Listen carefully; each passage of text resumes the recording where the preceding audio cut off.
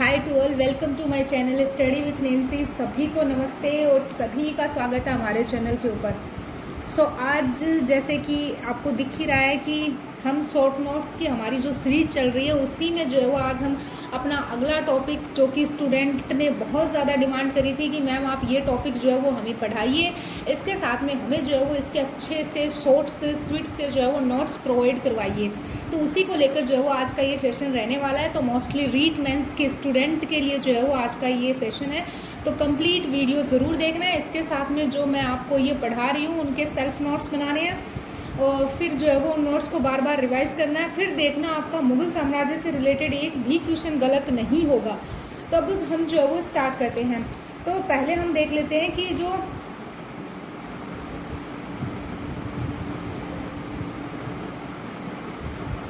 मुगल साम्राज्य का अगर हम टाइम देखें तो ये 1526 से लेकर 1857, और आप सभी को पता है कि जैसे मैंने आरबीएससी की बुक कक्षा 9th की बुक पढ़ाई थी, उसमें अपना पहला चैप्टर जो था वो 1857 की क्रांति के ऊपर था।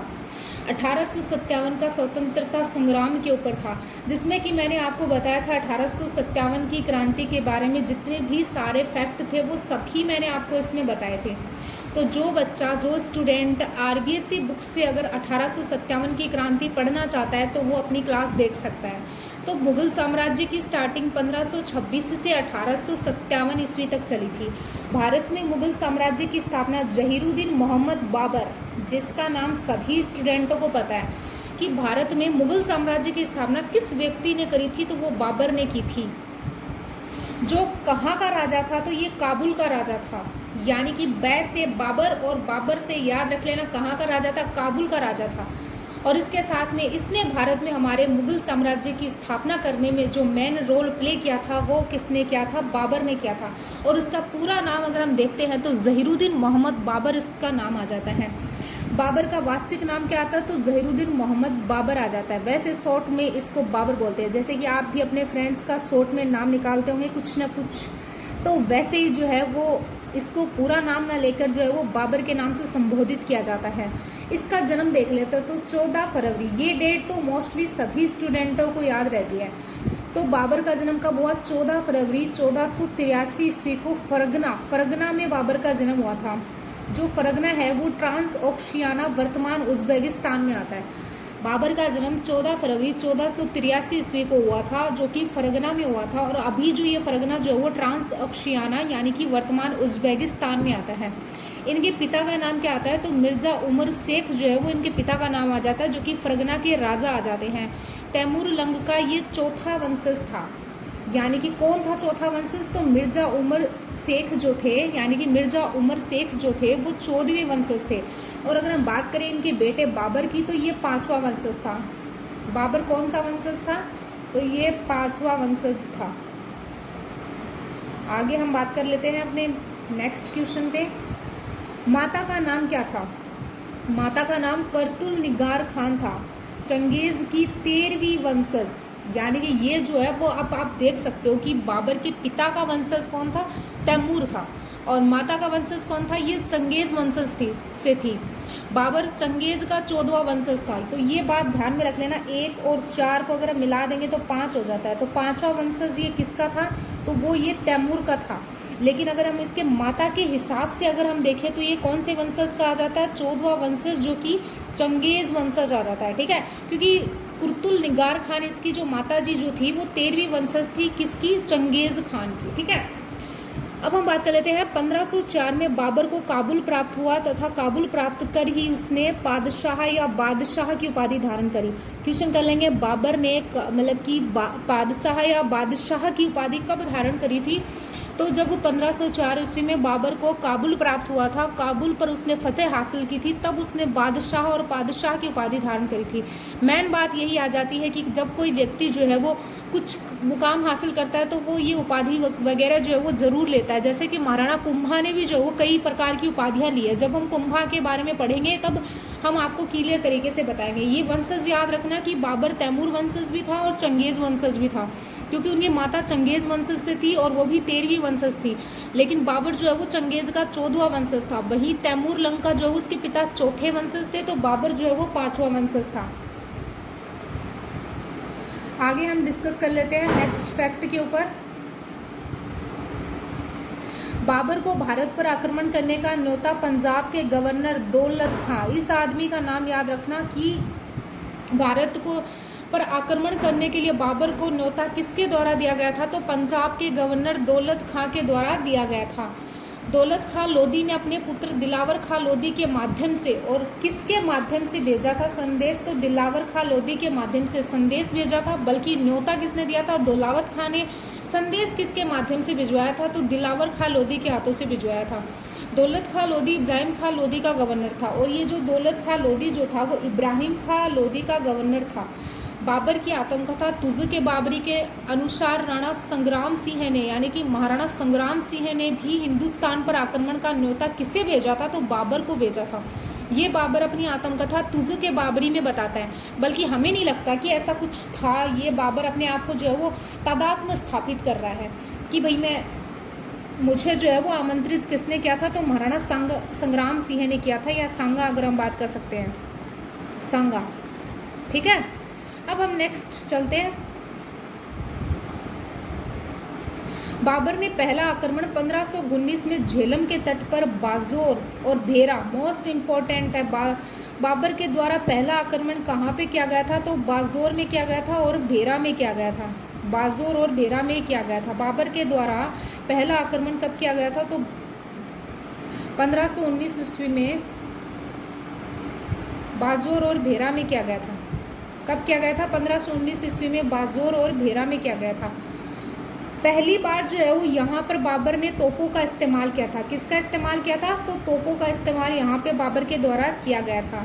आगे हम देख लेते हैं पानीपत का फर्स्ट युद्ध, प्रथम युद्ध, बहुत बार पूछा जाता है। 21 अप्रैल 1526 ईस्वी को बाबर ने 5 चरणों में हिंदुस्तान पर आक्रमण किया।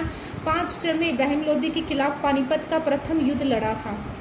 अब हम जो है वो इस चित्र की सहायता से देख सकते हैं कि बाबर, इधर है बाबर और इधर है इब्राहिम लोदी। ठीक है, अब हम बात करें कि तुगलकमा युद्ध पद्धति, जो कि मोस्टली आप सभी को पता ही है कि ये क्या होती है, तो बाबर के द्वारा जो है वो तुगलकमा युद्ध पद्धति का यूज़ किया गया था, तुगलकमा युद्ध प्रणाली का यूज़ किया गया था। और बाबर जो है ये मध्य में खड़ा है, और इस तरफ जो ये व्यक्ति खड़ा है इसका नाम मुस्तफ़ा खां है। क्या नाम है, मुस्तफ़ा खां है। और इधर इब्राहिम लोदी ने जो है वो हाथियों का प्रयोग किया था, और इधर जो है वो रूमी खां आ जाता है। ये व्यक्ति कौन था, रूमी खां था। और आगे जो है वो ऐसे तोपें रख दी, जैसा कि आप मूवी में देखते ही हो। जैसे वो मूवी नहीं आई थी क्या, एनिमल मूवी आई थी, उसमें उसने जिस तरीके की से वो बंदूक ले रखी थी, वैसी सी जो है वो ऐसा होता है कि इसमें आगे की तरफ जो है वो ये तोपें रख दी जाती है। इधर जो है वो मुस्तफ़ा खां थे और इधर रूमी खां थे, और बीच में जो है वो ये बाबर बैठा था। तुगलकमा युद्ध प्रणाली का प्रयोग किसने किया था, बाबर ने किया था। इसमें 25 से 30 हज़ार सैनिक इसके पास में थे, और इधर जो है वो आप देख ही सकते हो कि इन्होंने हाथी का प्रयोग किया था। तो हाथी जो है वो ज़्यादा सही नहीं रहते हैं युद्ध के समय में।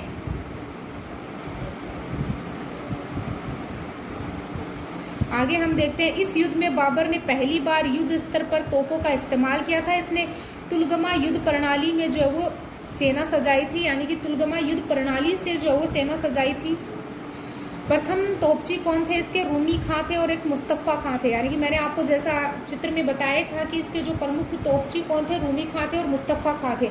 बाबर के पुत्र हुमायूं और बहनोई मेहंदी ख्वाजा ने भी युद्ध में बराबर, मतलब बाबर का जो है वो बराबर साथ दिया था। बाबर के पुत्र कौन आ जाते हैं, हुमायूं आ जाता है, और उसके बहनोई कौन आ जाते हैं, मेहंदी ख्वाजा। उन्होंने भी जो है वो बराबर का साथ दिया था। जैसे कि आप देख सकते हो ये मेहंदी ख्वाजा रहे और उधर जो है वो हुमायूं रहे, यानी कि बीच में तो जो है वो ये बारूद से भरे हुए जो है वो तोपें रख दी, और इधर से जो है वो मेहंदी ख्वाजा अटैक कर रहे थे और उधर से हुमायूं अटैक कर रहे थे। ठीक है, तो अब जो है वो इब्राहिम लोदी तो हारेगा ही हारेगा। उसके बाद हम बात कर लेते हैं कि बाबर के साथ में जो है वो हुमायूं उसका बेटा था, और बहनोई कौन था, तो मेहंदी ख्वाजा था।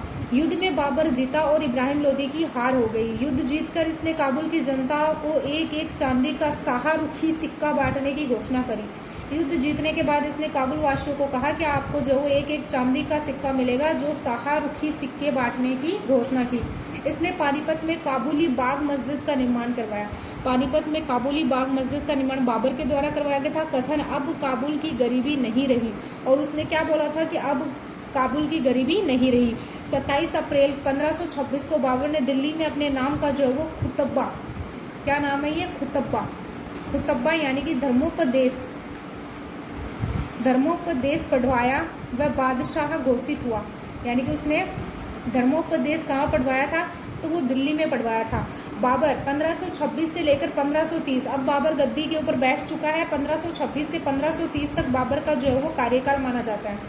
26 अब हम जो है वो एक ट्रिक आपको बताएंगे जिससे कि आपको जो है वो बाबर के द्वारा जो युद्ध किए गए थे वो सारे याद हो जाएंगे। 26 में पानी पिया, 27 में खाना खाया, 28 में चांद गया, और 29 में घाघरा ओढ़ा, और 30 में सो गया। ऐसे करके ये जो है वो ट्रिक है जो कि आपके लिए बहुत ज़्यादा यूज़फुल रहेगी, आपको बाबर के सारे कंप्लीट युद्ध याद कराने में। जिसमें हम पहले देखते हैं पानीपत का फर्स्ट युद्ध हमने देख लिया था। 1526 में इब्राहिम लोदी बाबर के मध्य हुआ। खानवा का युद्ध 1527 में बाबर और महाराणा सांगा के मध्य हुआ। चंदेरी का युद्ध 1528 में बाबर और मदनी राय के मध्य हुआ। घाघरा का युद्ध 1529 में बाबर और मोहम्मद लोदी नुसरत खां लोदी के मध्य हुआ।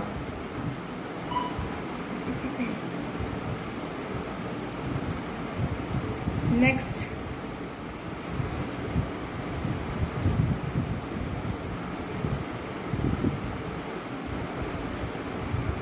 आगे हम देखते हैं 26 दिसंबर 1530 को आगरा के आराम बाग में जो है वो बाबर की मृत्यु हो गई थी। बाबर की मृत्यु कब हुई थी, तो 26 दिसंबर 1530 को कहाँ पर हुई थी, तो आगरा के आराम बाग में बाबर की मृत्यु हो गई थी। खानवा का युद्ध जो है वो 16-17 मार्च 1527 को खानवा स्थान कहाँ पे आ जाता है, तो बयाना भरतपुर में आ जाता है। बाबर और इधर कौन थे, महाराणा सांगा थे। तोपों में पहिए वाली बार जो है वो उसका यूज़ किसके द्वारा किया गया था, बाबर के द्वारा यूज़ किया गया था। यानी कि तोपों में पहिया पहली बार यानी कि फर्स्ट बार। तो बाबर के अगर हम देखें कि बाबर और इधर महाराणा सांगा थे, उसमें अगर हम बाबर का देखें तो तोपों का पहली बार जो है वो प्रयोग किसके द्वारा किया गया था, तो बाबर के द्वारा किया गया था। उस्मानी पद्धति में तोपें सजाई गई थी, और किस पद्धति में तोपें सजाई गई थी, तो उस्मानी पद्धति में तोपें सजाई गई थी। बाबर ने जिहाद धर्म युद्ध का नारा जो है वो बाबर के द्वारा दिया गया था। शराब ना पीने की कसम जो वो बाबर के द्वारा खाई गई थी युद्ध जीतने के लिए। महाराणा सांगा ने पाती पर्वण तथा पुनर्जीवित कर दी। यानी कि पाती पर्वण जो है वो प्रथा किसने पुनर्जीवित करी थी, तो वो महाराणा सांगा ने करी थी। पाती पर्वण प्रथा पुनर्जीवित किसने करी थी, महाराणा सांगा ने। बड़ी सेना का गठन महाराणा सांगा के द्वारा किया गया।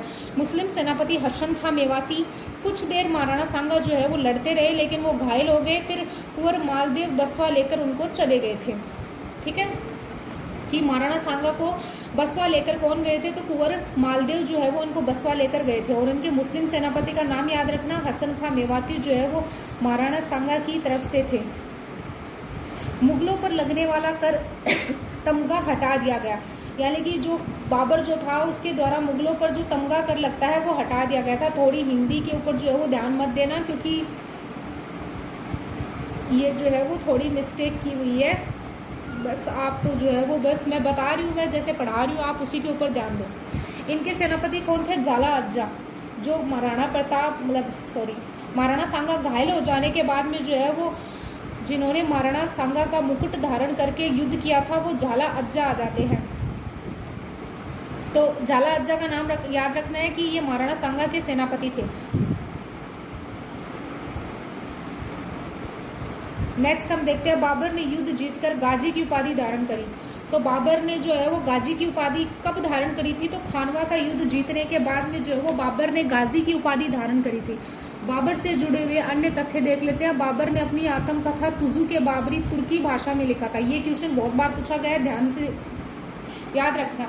इसका अनुवाद तुर्की से फारसी में जो वो 3 लोगों ने किया था, जिसमें कि एक तो आ जाते हैं पाइंदा खां आ जाते हैं, और एक जो है वो जैन खां आ जाते हैं, और तीसरे व्यक्ति आ जाते हैं अब्दुल रहीम खाने खाना जो वो तीसरे व्यक्ति आ जाते हैं। तो बाबर की जो तुजू के बाबरी आ जाती है उसका तुर्की से जो है वो फारसी में अनुवाद 3 व्यक्तियों के द्वारा किया गया था, पाइंदा खां के द्वारा और जैन खां, और इसके साथ में अब्दुल रहीम खाने खाना के द्वारा। अब्दुल रहीम खाने खाना जो है वो अकबर के काल में थे और ये दोनों जो है वो हुमायूं के काल में थे। हुमायूं कौन था? तो बाबर का बेटा जो था वो हुमायूं था। ठीक है, तो ये सारी चीज़ें आपको ध्यान में रखनी है। अब हम देखें कि तुर्की से इंग्लिश में जो है वो इसका अनुवाद किसके द्वारा किया गया था? तो बेवरीज के द्वारा, बेवरीज के द्वारा जो है वो किया गया था। तो जो हमारे नोट्स बनाने वाले जो व्यक्ति हैं उनकी थोड़ी जो गलतियां हैं उनको आप ध्यान में मत रखना। आप बस अपने, मैं जैसे जैसे बोल रही हूँ, मैं जैसे जैसे पढ़ा रही हूँ, आप उन्हीं चीज़ों को जो है वो फोकस करके अपने नोट्स बना लीजिए। तो तुर्की से हिंदी में ट्रांसलेट किसने किया था? तो बेवरीज ने किया था, यानी कि बेवरीज ने जो है वो किससे किया था? तुर्की से इंग्लिश में ट्रांसलेट किया था, S.A. बेवरीज ने। ओके, अब हम नेक्स्ट डिस्कस कर लेते हैं। फारसी से इंग्लिश में किसने किया था? तो S. लिडेन ने किया था। फारसी से इंग्लिश में किसने किया था? तो S. लिडेन ने किया था। बाबर ने अपनी वसीयत खत बाबरी भी तुर्की में लिखी थी।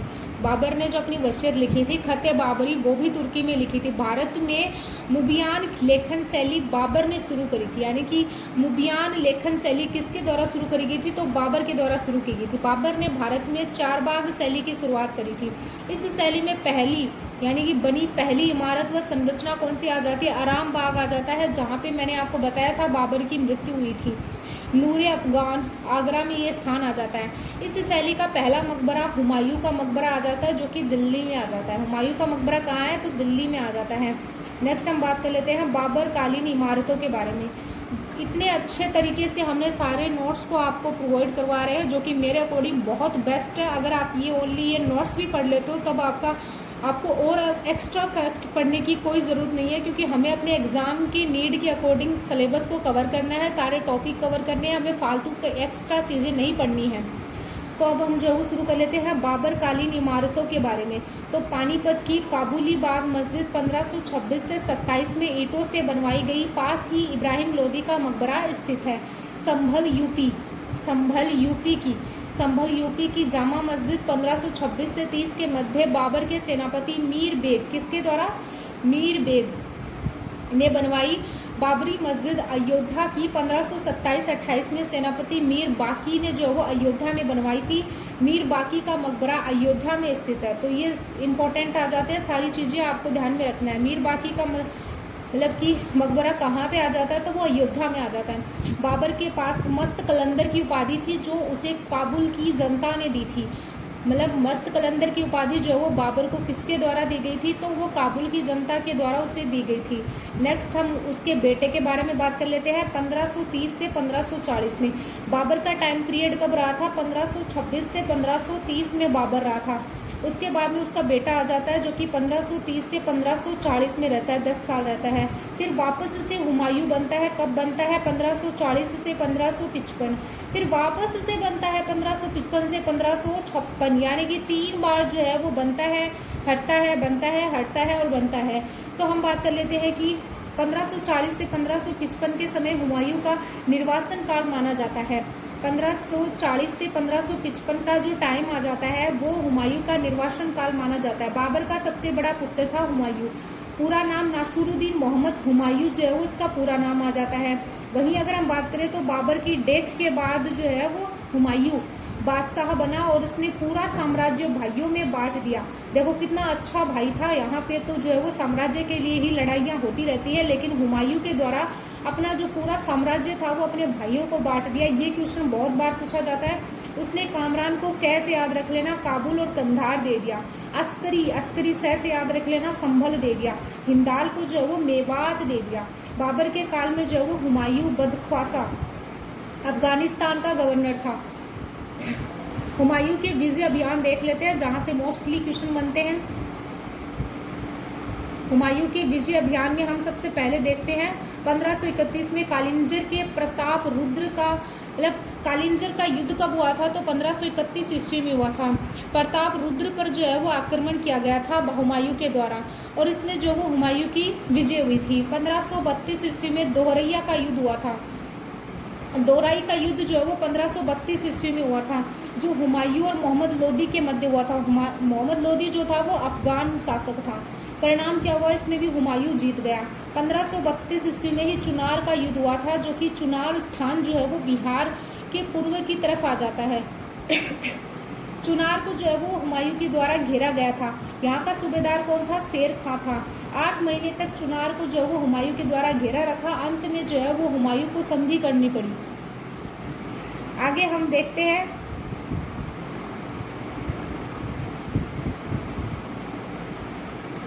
मेवाड़ की रानी कर्मावती ने हुमायूं को राखी भेजकर गुजरात के राजा बहादुर शाह के खिलाफ मदद मांगी थी। हुमायूं समय पर नहीं पहुंच पाया और रानी ने जो है वो जोहर कर लिया। तो ये जब हम राजस्थान का इतिहास आपको कंप्लीट पढ़ाएंगे तो हम आपको पूरा बताएंगे कि कौन रानी कर्मावती थी, उन्होंने जो है वो हुमायूं को राखी किस समय सहायता करने के लिए जो है वो राखी भेजी थी, कौन से युद्ध में और किस से बचाव के लिए जो है वो उन्होंने सहायता के लिए हुमायूं के पास में राखी भेजी थी। तो सारी चीज़ों के बारे में हम जब राजस्थान वाला पार्ट डिस्कस करेंगे तब हम आपको बताएंगे। अब हम बात कर लेते हैं, हुमायूं ने गुजरात पर आक्रमण किया। वो 1536 में गुजरात के बहादुर शाह को पराजित कर दिया। हुमायूं ने गुजरात पर आक्रमण किया और 1536 में गुजरात का शासक था बहादुर शाह, उसको पराजित कर दिया। जब हुमायूं गुजरात में व्यस्त था तब शेर खां ने बंगाल में विद्रोह कर दिया। जब हुमायूं गुजरात में व्यस्त था तब उधर जो है वो शेर खां जो था उसने बंगाल में विद्रोह कर दिया। हुमायूं बंगाल पहुंचा तब तक शेर खां राजधानी गोड़ खाली कर चुका था। यानी कि हुमायूं जब तक बंगाल पहुंचा तब तक शेर खां जो था वो राजधानी गोड़ थी उसको खाली कर चुका था। हुमायूं ने गोड़ का नाम क्या रखा था, जन्नताबाद। क्या रखा था, जन्नताबाद। ये कुछ चीज़ें हैं जो कि आपको सिर्फ हमारे नोट्स में ही मिल सकती है, ये बुक्स में जो है वो मोस्टली नहीं मिलती है कई चीज़ें, तो आप इनको फोकस करके नोट्स बना लेना इनके अच्छे। अगला हम बात कर लेते हैं चौसा का युद्ध। चौसा का युद्ध जो वो 26 जून 1593 यानी कि 26 जून 1539 को जो है वो हुआ था। और ये चौसा का स्थान कहाँ पर आ जाता है, तो बक्सर बिहार में ये चौसा का स्थान आ जाता है। 26 जून 1539 को जो है वो चौसा का युद्ध हुआ था। बक्सर बिहार में चौसा स्थान आ जाता है। किन के मध्य हुआ था, तो शेर खां और हुमायूं के मध्य हुआ था। शेर खां इस युद्ध में जीत जाता है और वो स्वयं को बंगाल का बादशाह घोषित कर देता है। अपने नाम का खुतबा पढ़वाता है शेर खां। तो पहले जो है वो खुतबा किसके द्वारा पढ़ाया गया था, तो वो पढ़वाया गया था बाबर के द्वारा पढ़वाया गया था। लेकिन बाद में अब सेकंड बार कौन पढ़वा रहा है, तो शेर खां जो है वो पढ़वा रहा है। तो जैसा कि मैंने आपको पहले ऊपर ही बता दिया था कि सबसे पहले बाबर के द्वारा जो वो खुतबा पढ़ाया गया था, खुतबा यानी कि धर्मोपदेश। वहीं अगर हम बात करते हैं, भागता हुआ कर्मनाशा नदी में गिरा और गंगा की सहायक नदी किसको माना जाता है, कर्मनाशा नदी को माना जाता है। डूबते हुए हुमायूं को निज़ाम चिश्ती ने बचाया। डूबते हुए हुमायूं को किसने बचाया था, निज़ाम चिश्ती ने बचाया था। और अपने नाम का जो वो खुतबा किसके द्वारा पढ़ाया गया था, तो शेर खां के द्वारा पढ़वाया गया था। शेर शाह की उपाधि जो है वो शेर खां के द्वारा धारण करी गई थी। शेर खां के द्वारा शेर शाह की उपाधि धारण की। अब हम बात कर लेते हैं कनौज बिलग्राम का युद्ध। 17 मई 1540 ईस्वी को शेरशाह सूरी हुमायूं के बीच लड़ा गया था। हुमायूं इसमें पराजित हो गया। शेरशाह सूरी ने दिल्ली आगरा पर कब्जा कर लिया। वह हुमायूं को केंद्रीय सत्ता से निकालना पड़ा। हुमायूं को जो है वो केंद्रीय सत्ता से बाहर निकाल दिया शेर शाह ने, और इसके साथ में हुमायूं को जो है वो बाहर निकलना पड़ा। 1540 से 1555 तक का काल हुमायूं का निर्वासन काल था। हुमायूं के निर्वासन काल के दौरान हुमायूं ईरान के शासक यानी कि ईरान के शाह से जो है वो मदद प्राप्त करी। शाह कौन आ जाते हैं, तहमाशप से जो है वो सहायता प्राप्त करी। ईरान से ही इसे एक मजबूत सेनापति बहराम खां प्राप्त हुआ। मच्छीवाड़ा का युद्ध 1555 जो कि पंजाब में स्थान आ जाता है। हुमायूं के सेनापति कौन आ जाते हैं, बहराम खां। सिकंदर सूर का पंजाब सेनापति कौन आ जाते हैं, तातर खां।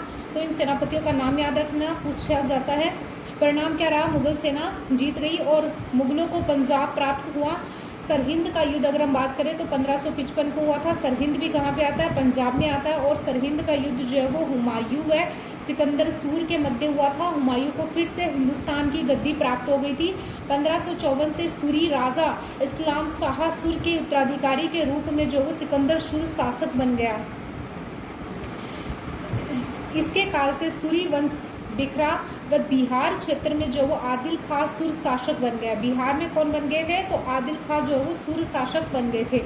नेक्स्ट हम बात करते हैं, इसी अव्यवस्था का फायदा उठाकर हुमायूं ने पुनः हिंदुस्तान पर विजय अभियान चला दिया था और 1555 ईस्वी में जो वो पुनः हिंदुस्तान की गद्दी के ऊपर जो है वो हुमायूं साहब बैठ गए थे। हुमायूं से जुड़े हुए अन्य तथ्य हम देख लेते हैं जिनसे कि बार बार क्वेश्चन किया जाता है, तो अभी हम जो है इनको खत्म कर लेते हैं। हुमायूं ने अपने पुत्र जलाल को पंजाब का सूबेदार बनाया व बहराम खां को जो उसका संरक्षक बनाया। हुमायूं ने जो वो निज़ाम भिस्ती सिक्का और एक दिन का बादशाह बनाया जिसने कि चमड़े के सिक्के चलाए। हुमायूं ने जो है वो निज़ाम चिश्ती को जो है वो एक दिन का बादशाह बनाया जिसने कि चमड़े के सिक्के किसके द्वारा चलाया गया था? निज़ाम के द्वारा चलाया गया था। निज़ाम चिश्ती की मज़ार कहाँ पे बनी हुई है? तो दरगाह परिसर अजमेर में जो वो बनी हुई है। निज़ाम चिश्ती की मज़ार कहाँ पे बनी हुई है? दरगाह परिसर अजमेर में बनी हुई है। अजमेर कहाँ पे आ जाता है? तो राजस्थान में, जैसा कि आप सभी को पता ही है। हुमायूं ने दिल्ली में एक पुस्तकालय दीवान ए पनाह का निर्माण करवाया जहाँ से गिर के उसकी मौत हो जाएगी। जनवरी 1556 में दीन ए पनाह की सीढ़ियों से गिरकर हुमायूं जी की डेथ हो जाती है। लेन पुल का कथन है, इंपॉर्टेंट है, याद रख लेना। हुमायूं जीवन भर लड़खड़ाता रहा व लड़खड़ाता हुए ही जो है वो मारा गया। लेन पुल का जो वो कथन है, लेन पुल ये बोलते हैं कि हुमायूं जीवन भर लड़खड़ाता रहा व लड़खड़ाते हुए ही जो है वो मर गया। हुमायूं की मृत्यु से अव्यवस्था फैल गई क्योंकि हुमायूं का उत्तराधिकारी जलाल पंजाब में था। वह कालानौर नामक स्थान पर भागते हुए सिकंदर सुर का पीछा कर रहा था। इस अव्यवस्था का फायदा उठाकर हेमचंद्र भार्गव ने दिल्ली पर आक्रमण कर दिया। किसने किया? हेमचंद्र भार्गव ने। हेमचंद्र भार्गव बिहार के राजा आदिल खां सूरी का सेनापति था तथा इसने दिल्ली पर कब्जा करके विक्रमादित्य की उपाधि धारण कर ली थी। दिल्ली का मुगल शासक तारदी बेग था। दिल्ली का मुगल शासक कौन था? तारदी बेग था, जिसने जलाल व बैराम खां को यह सारी खबर दी। बैराम खां ने तारदी बेग को मार दिया। कालानौर में युद्ध स्थल में ईंटों का सिंहासन बनाकर बैराम खां ने जलाल खां का राज्याभिषेक किया। पानीपत का सेकेंड वॉर यानी कि पानीपत की द्वितीय लड़ाई अगर हम देखें तो 5 नवंबर 1556 को जलाल अकबर की सेना और इधर जो है वो हेमू विक्रमादित्य, अकबर की तरफ जो वो बहराम खां थे जो कि मुगलों का सेना का नेतृत्व कर रहे थे। यानी कि बहराम खां क्या कर रहे थे? मुगलों की सेना का नेतृत्व कर रहे थे। इस युद्ध में हेमचंद्र भार्गव घायल होकर मारा गया व अकबर ने क्या किया? गाजी की उपाधि धारण कर ली। अब हम बात कर लेते हैं अकबर के बारे में। तो अकबर जो है वो 1556 से लेकर 1605 ईस्वी तक अकबर रहा था। अकबर का टाइम याद रख लेना, 1556 से 1605। अकबर का वास्तविक नाम जलालुद्दीन मोहम्मद, बचपन का नाम बदरुद्दीन और इसका जन्म 15 अक्टूबर 1542 को अमरकोट जो कि पाकिस्तान में आता है वर्तमान समय में। पिता का नाम नासिरुद्दीन मोहम्मद हुमायूं था। माता का नाम हमीदा बानो बेगम था। पूछा भी गया है ये एक एग्जाम में। मरियम मकानी उपाधि इसको दी गई थी, यानी कि मरियम मकानी उपाधि किसकी आ जाती है? हमीदा बानो बेगम की आ जाती है। अकबर के काल में इसकी सौतेली माँ हाजी बेगा बेगम ने हुमायूं का मकबरा दिल्ली में बनवाया। किसने, कहाँ पे बनवाया था? तो दिल्ली में बनवाया था। किसने बनवाया था? हाजी बेगा बेगम ने। हुमायूं का मकबरा का वास्तुकार कौन आ जाते हैं? तो मिर्जा मिर्सक गयास आ जाते हैं। मिर्जा गयास आ जाते हैं। इसका उपनाम क्या आ जाता है मकबरे का? तो इसका उपनाम आ जाता है ताजमहल का पूर्वगामी। मुगलों का शाही कब्रिस्तान, आसपास 500 मुगलों की कब्रें बनी हुई हैं, इसीलिए मुगलों की शयन स्थली भी बोल सकते हैं या मुगलों की जो वो शरण स्थली भी जो है वो इसे बोलते हैं। एक वफादार पत्नी का पति के लिए प्रेम को समर्पित इमारत जो है वो इसे माना जाता है। 1983 में यूनेस्को की विश्व विरासत सूची में इसको इमारत को जो है वो लिया गया था। चारबाग शैली का पहला मकबरा कौन सा आ जाता है? तो वो हुमायूं का आ जाता है। बहुत बार पूछा गया है। 1560 में बैराम खां का अंत हुआ तथा हज यात्रा जाते समय गुजरात के पाटन स्थान पर मुबारक खां पठान द्वारा इसकी हत्या कर दी गई। 1560 से 1562 तक महिलाओं का प्रशासन, पेटीकोट शासन जिसको बोलते हैं, का प्रभाव था, इसीलिए इसे पेटीकोट शासन कहा जाता है। इस पर हरम की महिलाओं का प्रभाव था। महम अंगा का सर्वाधिक प्रभाव जो है वो इस टाइम पीरियड में देखने को मिलता है। 1560 से 1562 के मध्य जो है किस महिला ने शासन किया था, तो महम अंगा के द्वारा शासन किया गया था, जिसको पेटीकोट शासन के नाम से भी जाना जाता है। अकबर ने 16 फरवरी 1562 ईस्वी को आमेर के राजा भारमल की बेटी हरखाबाई या हीर कुंवर से विवाह किया, जो मुगल राजपूत वैवाहिक संबंध के तहत पहला विवाह माना गया था। मोस्ट इंपॉर्टेंट है, राजस्थान वाले पार्ट में पूछा जाता है। इस विवाह के बाद अकबर जो है वो धर्मनिरपेक्षता की ओर झुका तथा इसने निम्न कार्य किए थे। अब अकबर के द्वारा जो है वो मोस्ट इंपॉर्टेंट कार्य कौन से किए गए थे, तो 1562 ईस्वी में उसने दास प्रथा का अंत कर दिया। 1563 में तीर्थ यात्रा पर कर हटा दिया। 1564 में जजिया कर हटा दिया उसने। जजिया कर मोस्ट इम्पोर्टेंट है, क्योंकि जजिया कर वापस लगाने का काम औरंगजेब के द्वारा किया गया था, तो ये ध्यान में रख लेना कि जजिया कर किसके द्वारा हटाया गया था, तो अकबर के द्वारा 1564 में। हिंदू जनता ने इन्हीं कार्यों से प्रसन्न होकर जलाल को अकबर महान की उपाधि दी थी। अकबर के दरबारी नवरत्न देख लेते हैं, जहाँ से मोस्टली क्वेश्चन किया जाता है। महेश दास उर्फ बिरबल, वाकपट दरबार रामतनु पांडे जिनको तानसेन के नाम से भी जाना जाता है, महान संगीतज्ञ आ जाते हैं। मानसिंह आमेर के कुंवर आ जाते हैं, जो अकबर के सेनापति थे। सर्वोच्च सर्वाधिक मनसब जो है वो मानसिंह को प्राप्त था। अब्दुल रहीम खाने खाना महान लेखक आ जाते हैं, जिन्होंने रहीम सच्चाई की रचना करी थी। फैजी आ जाते हैं। अबुल फजल और फैजी दोनों जो है वो लेखक और इतिहासकार आ जाते हैं, और इसके साथ में ये दोनों भाई भी आ जाते हैं। उसके बाद हम देखते हैं राजा टोडरमल। अकबर का वित्त मंत्री जो है वो टोडरमल को माना जाता है। इसने 1580 में जब्ती प्रथा आईनी दहसाला शुरू की थी, तो ये मोस्ट इंपॉर्टेंट है, ध्यान में रख लेना। मुल्ला द प्याजा शाही महल का संरक्षक था। हकीम हुमाम जो है वो शाही मदरसे का प्रमुख था।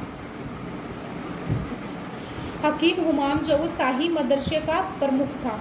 आगे हम देख लेते हैं 1572 में अकबर ने गुजरात जीता व सिकरी कस्बे को फतेहपुर सिकरी बनाया व यहाँ जामा मस्जिद बनाकर इसका मुख्य द्वार बुलंद दरवाज़ा बनवाया। 1575 में फतेहपुर सिकरी को राजधानी बनाया। 1575 में फतेहपुर सिकरी दुर्ग में इबादत खाने का निर्माण करवाया। शुरुआत में सिर्फ मुस्लिम धर्म गुरु ही जा सकते थे, यानी कि ये जो इबादत खाना था इसमें शुरुआत में स्टार्टिंग में तो जो मुस्लिम धर्म गुरु थे वही जा सकते थे, लेकिन 1578 में इबादत खाना सभी धर्मों हेतु खोल दिया गया।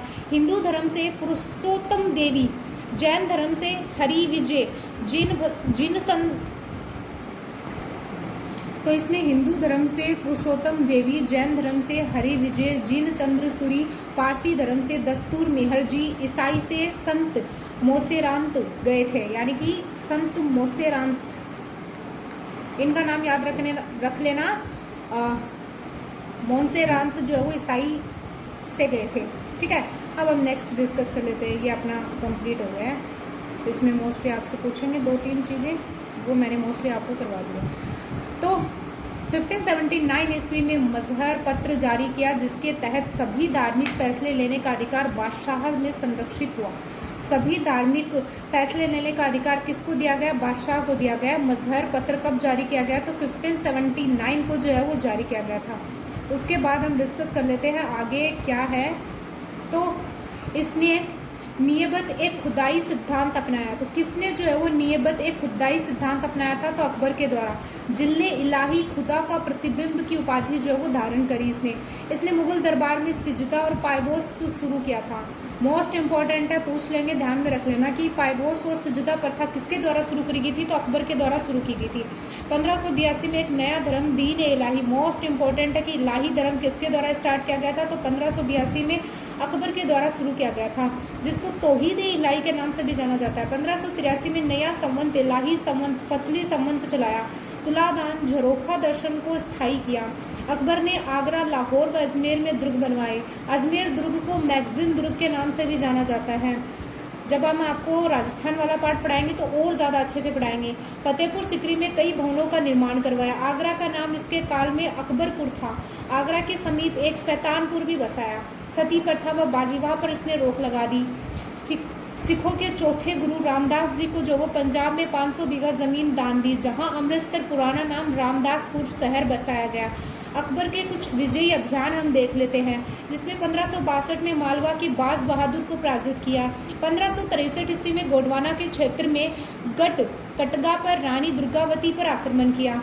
अब हम बात कर लेते हैं 1567 से 68, मोस्ट इंपॉर्टेंट है, पूछा जाता है। हमें चित्तौड़ पर आक्रमण किया। इस समय चित्तौड़गढ़ के महाराणा उदय सिंह थे, यानी कि चित्तौड़गढ़ के महाराणा कौन थे? उदय सिंह थे। अकबर मेवाड़ को पूर्ण रूप से अधीन नहीं कर पाया तथा 1572 में जब प्रताप सिंह महाराणा बने तब इसने 4 शिष्टमंडल जो है वो भेजे, परंतु प्रताप सिंह ने जो है वो फिर भी उनकी जो अधीनता थी वो स्वीकार करी ही नहीं। अंत में 18 जून 1576 ईस्वी को, मोस्ट इंपॉर्टेंट डेट है, 18 जून 1576 को हल्दीघाटी युद्ध किया।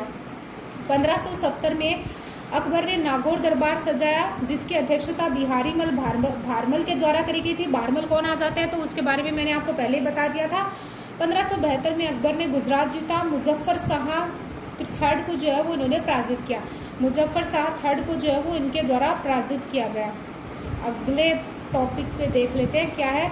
1574 में अकबर ने बंगाल जीता व सुलेमान कुरानी के बेटे दाऊद खां को पराजित किया। अकबर ने 1581 में काबुल, 1586 में कश्मीर, 1591 में सिंध, 1592 में उड़ीसा, 1595 में बलूचिस्तान जीता और अंतिम विजय मध्य भारत के क्षेत्र असीरगढ़ पर जो वो 1601 ईस्वी में था। अंतिम जो इसका विजय अभियान था वो किसके खिलाफ था? तो असीरगढ़, जो कि कहाँ पे आ जाता है? मध्य भारत में आ जाता है, पर 1601 ईस्वी में था। तो ये सारी चीज़ें मैंने कवर करवा दी है। अब ये जहांगीर वाला टॉपिक है वो हम जो है वो अगली क्लास में पढ़ेंगे।